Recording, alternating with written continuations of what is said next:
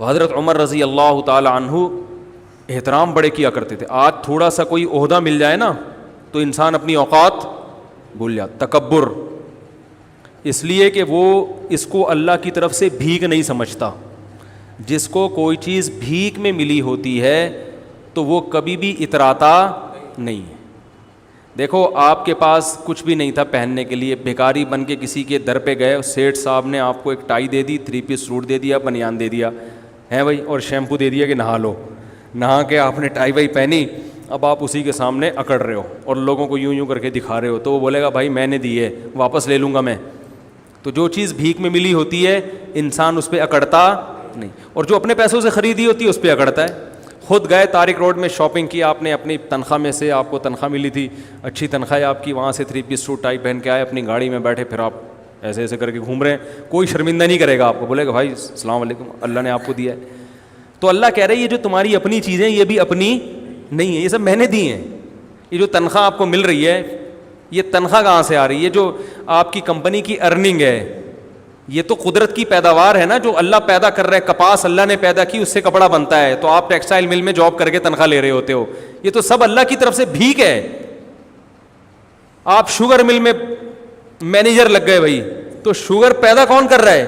یہ گنے اللہ پیدا کر رہا ہے. آسمان سے پانی برستا ہے اور وہ میٹھے لکڑیاں پیدا ہو جاتی ہیں, اس سے میٹھی میٹھی لکڑیاں پیدا ہو جاتی ہیں شہد جیسی, اس سے رس نکلتا ہے. ایک بارش ہے جو دنیا کی ہر چیز پیدا کر رہی ہے, ایک پانی ہے جو دنیا کی ہر چیز پیدا کر, تبھی پانی بند, سب کچھ ختم. تو یہ سب چیزیں بھیک میں ملی ہیں. تو حکومت بھی کس میں ملی ہے؟ بھیک میں. تو حضرت عمر جانتے تھے کہ مجھے جو حکومت ملی ہے کس میں؟ اللہ نے بھیک میں دی ہے, یہ میرا کمال نہیں ہے. تو لہذا بڑوں کا احترام کرتے تھے.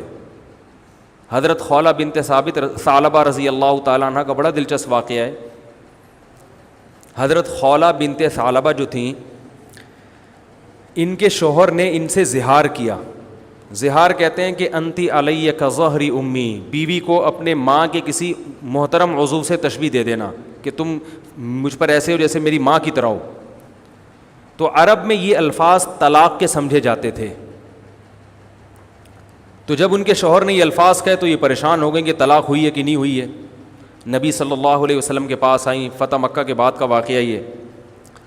عرض کیا یا رسول اللہ, کیا میں اپنے شوہر پہ حرام ہو گئی؟ آپ نے فرمایا حرام ہو گئی.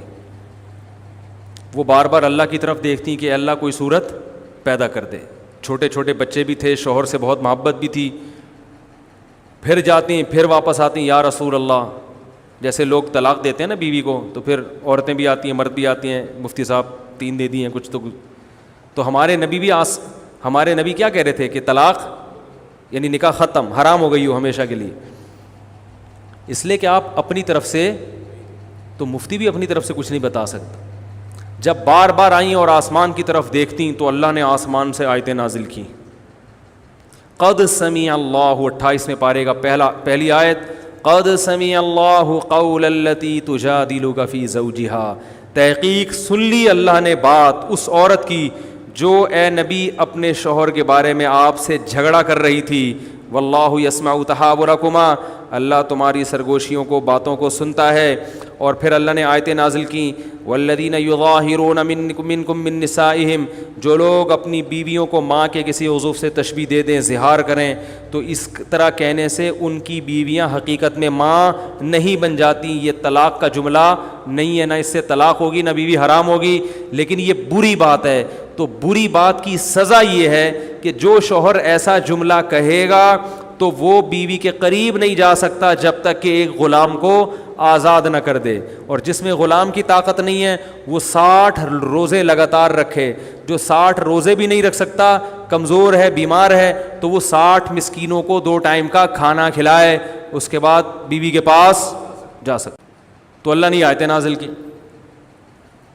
کیا خیال ہے بھائی؟ اب آیتیں نازل ہونے کا آپشن, اس لیے 3 طلاقیں دیں تو وہیں بیٹھ کے بس سمجھ جائے گا کہ بیوی حرام ہو گئی ہے. ٹھیک ہے نا؟ اب آگے مفتی کو تنگ نہیں کہ کوئی گنجائش, پھر ادھر سے آگے فتوے آج کل مارکیٹ میں اویلیبل ہے. اور میں بتاتا ہوں اہل حدیث علماء کا میں احترام کرتا ہوں, لیکن 3 طلاق کے مسئلے میں ان کی رائے 100% غلط ہے, بالکل قرآن و حدیث سے متصادم, اجماع امت کے خلاف ہے. اس لیے ان کے فتویٰ سے بیوی حلال نہیں ہوگی. خود اہل حدیث کے لیے بھی اس فتوے پر عمل کرنا جائز نہیں ہے. تو رسول اللہ صلی اللہ علیہ وسلم نے ان کو بتایا کہ اللہ نے تمہاری بات سن لی. تو یہ بڑی ایک فضیلت تھی. یہ حضرت عمر کے دور حکومت میں یہ بوڑھی ہو چکی تھیں, خولہ بنت ثعلبہ جو ہے نا, ظاہر ہے وقت گزر گیا تھا, بوڑھی ہو چکی تھیں. ایک دن حضرت عمر جا رہے ہیں تو ان کو پتہ چلا کہ امیر المومنین گزر رہے ہیں, تو یہ بوڑھی ہو گئی تھی. انہوں نے حضرت عمر کو روکا اور ٹھیک ٹھاک سنانا شروع کر دی. تم بادشاہ بنے ہو, تم مسلمانوں کے امیر ہو, تمہیں قوم کا خیال نہیں ہے, تم ایسے کر رہے ہو, تم ایسے, جیسے عادت ہوتی ہے بڑے بزرگوں کی. حضرت عمر سر نیچے کر کے سن رہے ہیں, سنتے جا رہے ہیں, کچھ نہیں کہہ رہے. تو حضرت عمر رضی اللہ تعالیٰ عنہ اتنے بڑے امیر, لوگ کانپتے ہیں ان کے نام سے, اور ایک بوڑھی عورت کھڑے ہو کر ڈانٹ رہی ہے, سمجھا نہیں رہی, ڈانٹ رہی ہے, بولتی جا رہی ہے, چپ ہی نہیں رہی. تو وہ جو حضرت عمر کے خادم تھے نا, انہوں نے کہا قد اکثرتی یا خولا, بہت زیادہ کر دیا آپ نے نصیحت, امیر المومنین ہے, تھوڑا خیال کرو. ٹھیک ہے 2-3 دفعہ ہو گیا, اب یہ آپ تو بولے ہی جا رہی ہو, بولے ہی جا رہی ہو, بولے ہی جا رہی. حضرت عمر نے ان کو خاموش کرا دیا, اپنے خادم کو. فرمایا کہ اگر یہ عشاء کے بعد کا یہ واقعہ ہے, فرمایا اگر یہ عشاء کے بعد سے فجر تک بھی مجھے کہتی رہے گی تو عمر اس کی بات سنتا رہے گا, کیونکہ یہ وہ عورت ہے جس کی بات کو اللہ نے آسمانوں پہ سنا ہے. تو عمر کون ہوتا ہے اس کی بات کو سننے سے انکار کر دے؟ یہ وہ عورت ہے جس کی بات اللہ نے 7ویں آسمان پہ سنی ہے. یہ آئی تھی نا نبی کے پاس گنجائش پیدا کریں, تو قد سمع اللہ نے آیتیں نازل کی, اللہ نے سن لی اس عورت کی بات جو اپنے شوہر کے بارے میں آپ سے جھگڑ رہی تھی. تو جس کی بات اللہ 7ویں آسمان پہ عرش پہ بیٹھ کے سن رہا ہو, عمر کیسے کہہ سکتا ہے کہ بس کر میں نہیں سننا چاہتا؟ تو یہ بھی وہی ہے اللہ کا خوف. یہ کہاں سے آیا؟ قرآن سے آیا. کوئی اقوام متحدہ نہیں تھی اس وقت, یہ کوئی بین الاقوامی عدالت نہیں تھی جس کے پاس دنیا کیس لے کے جاتی کہ یہ ہماری بات نہیں سن رہے. جب تک اللہ کا خوف نہ ہو, آخرت نہ ہو, انسان کا بچہ بن ہی نہیں سکتا.